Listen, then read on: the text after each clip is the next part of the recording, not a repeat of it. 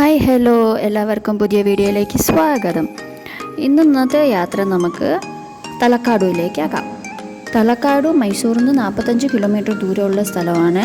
ഈ തലക്കാടുവിൽ സ്പെഷ്യാലിറ്റി എന്താണെന്ന് വെച്ചാൽ മൊത്തം മണലിൽ മൂടിയേക്കുന്ന അമ്പലങ്ങളുണ്ട്.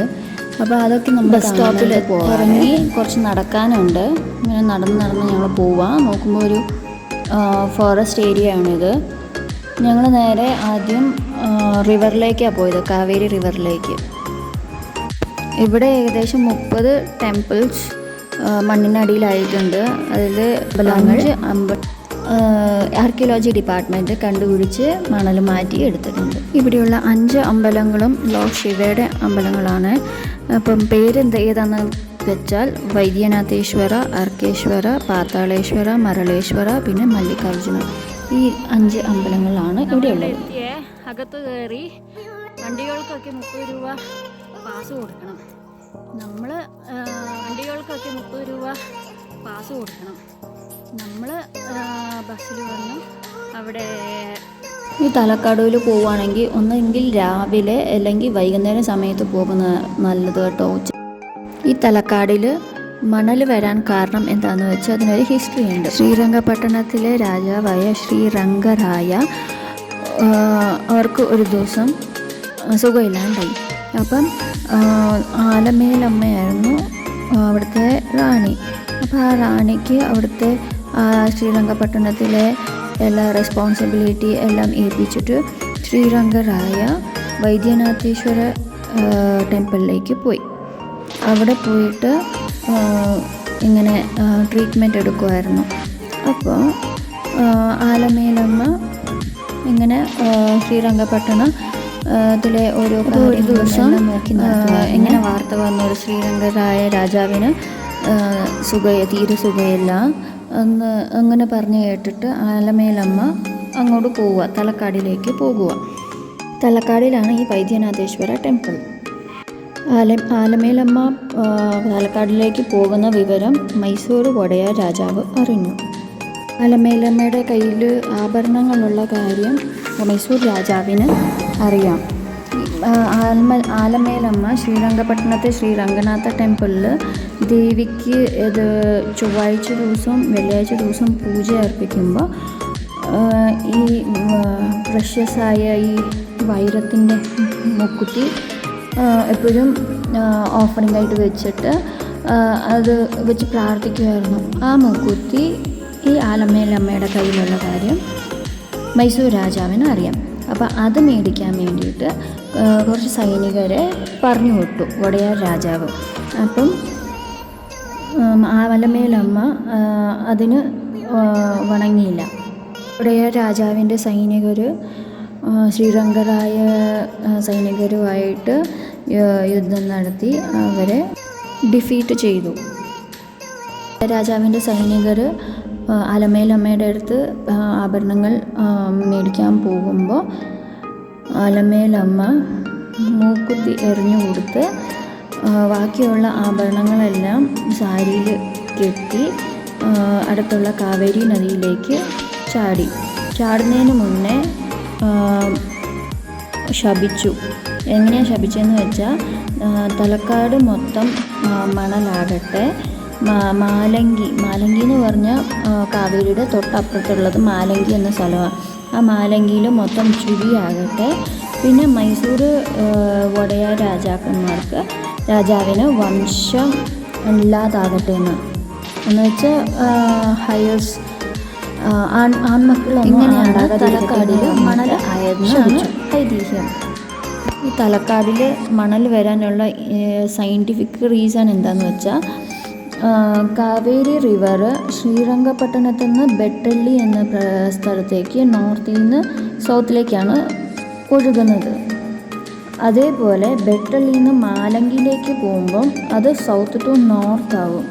അപ്പം ഈ റിവർ ഫ്ലോ ഇങ്ങനെ സ്പീഡ് കൂടുന്നതിനനുസരിച്ച് ഈ ബാങ്ക്സ് ഇല്ലേ, കാവേരി റിവർ ബാങ്ക്, അവിടെ നിന്ന് മണ്ണിടിഞ്ഞ് വീണ് അത് എന്നിട്ട് ആ മണ്ണെല്ലാം കൂടി വെള്ളത്തിൻ്റെ കൂടെ ഒഴുകി തലക്കാടിലേക്കാണ് വന്ന് ചേരുന്നത്.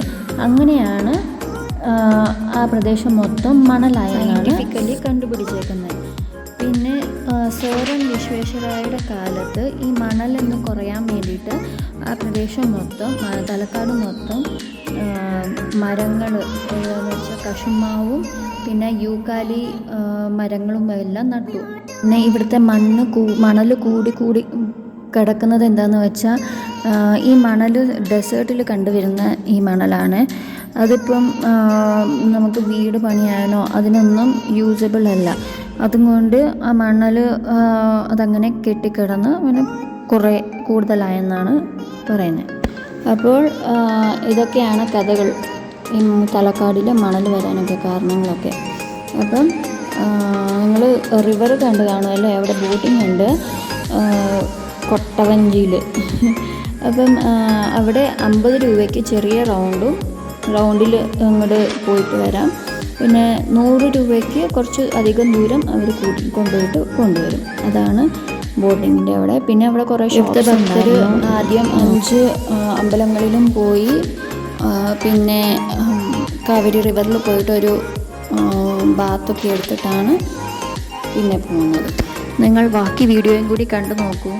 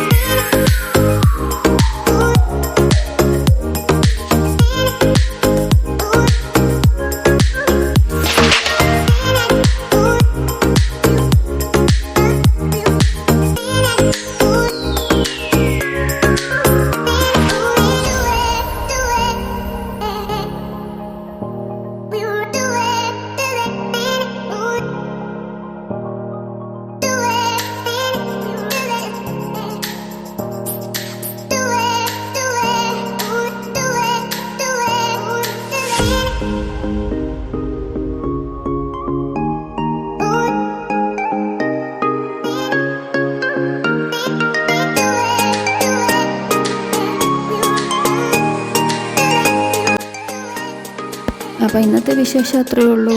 ഈ വീഡിയോ ഇഷ്ടപ്പെട്ടാൽ ലൈക്ക് ചെയ്യുക, ഷെയർ ചെയ്യുക, സബ്സ്ക്രൈബ്